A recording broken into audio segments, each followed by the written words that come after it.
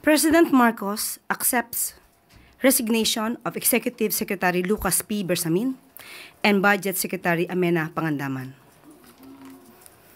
President Ferdinand R. Marcos Jr. has formally accepted the resignations of Executive Secretary Lucas P. Bersamin and Department of Budget and Management Secretary Amena Pangandaman.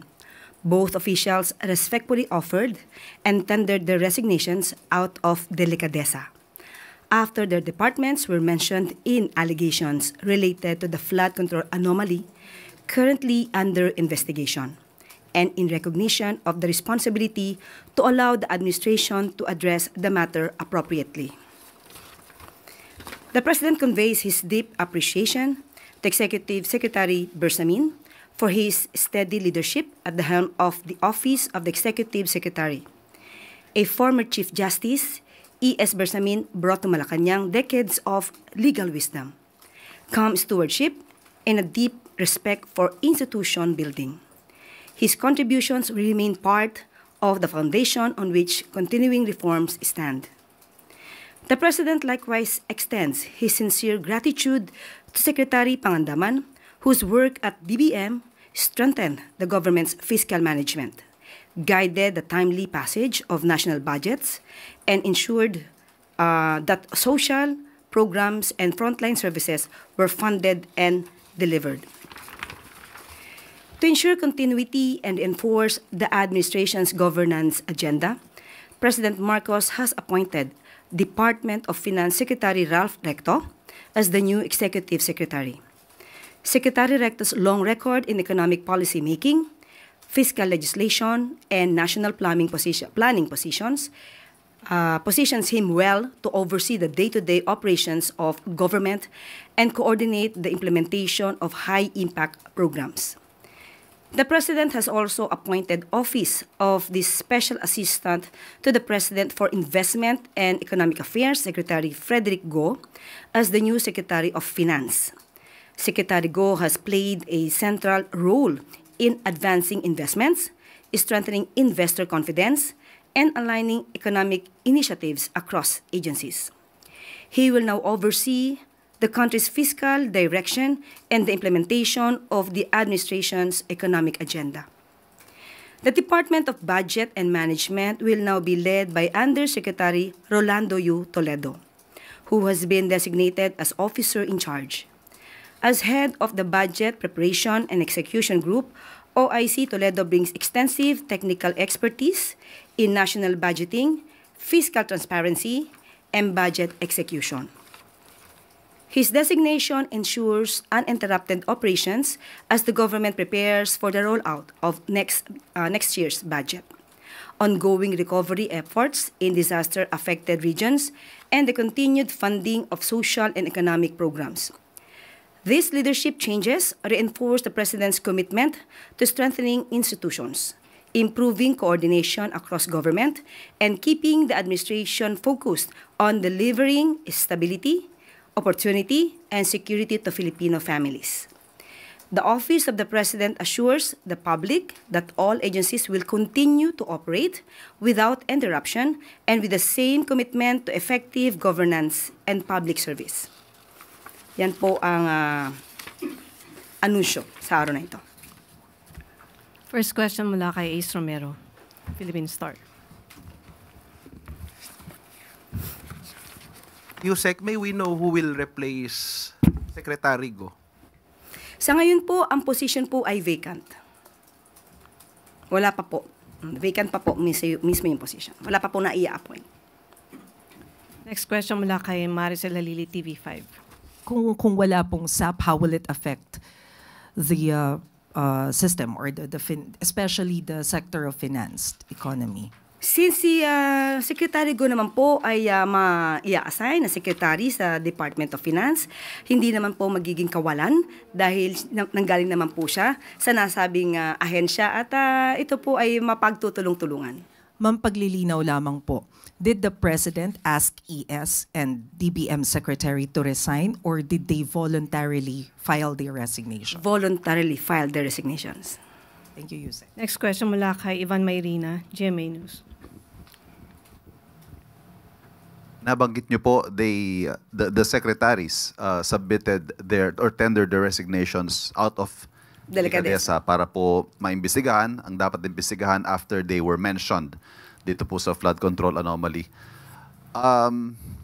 Alam ko po sinabi ng Pangulo he doesn't want to dignify the accusations made by former Congressman Zaldico, pero hindi ho may kakaila na seryosong aligasyon ito at may mga nagdududa kung hindi man naniniwala. Paano ho balak mag-proceed ng Pangulo moving forward from this? Hindi po natin masasabi na ang mga aligasyon ni Zaldico ay seryoso. Makikita po natin sa kanyang mga sinabi at sa mga pictures na kanyang pinakita.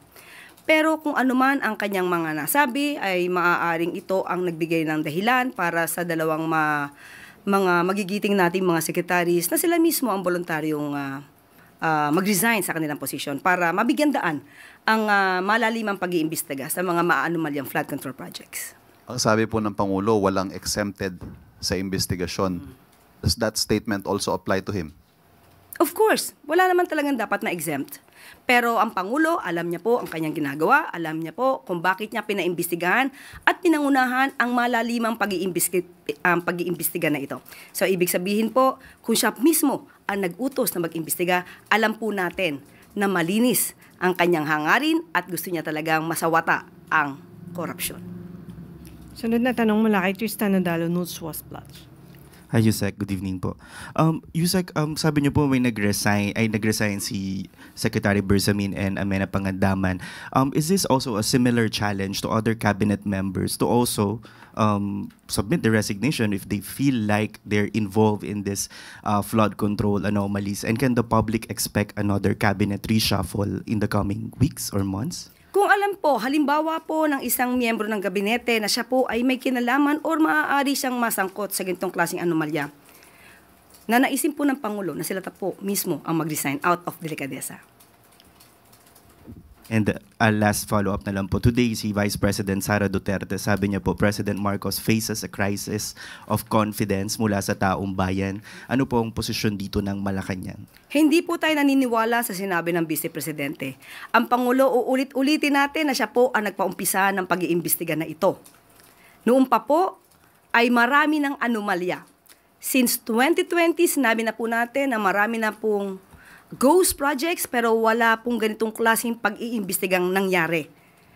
Hindi inalintana ng Pangulo na kung sa panahon niya ito maimbestigahan, wala siyang magagawa kundi pa imbestigahan to para sa taong bayan.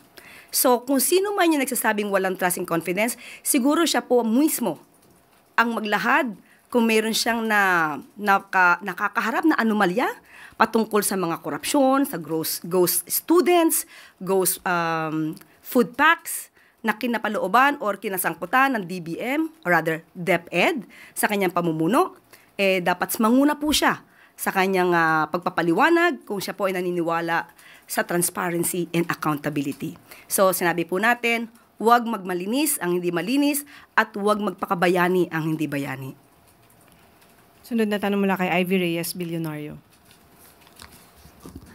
Yusek, good afternoon. Na-mention din po yung anak ng pamangkin ni E.S. Bersamin in the same statement that prompted their resignation. Have we heard from Yusek Adrian from PLLO? Wala pa po tayo nadidinig mula kay Yusek Adrian Bersamin, pero siya po ay nag-deny na po ng mga pagbibintang at akusasyon sa kanya. So hintayin na lamang po natin kung meron pa po siyang maia-announce.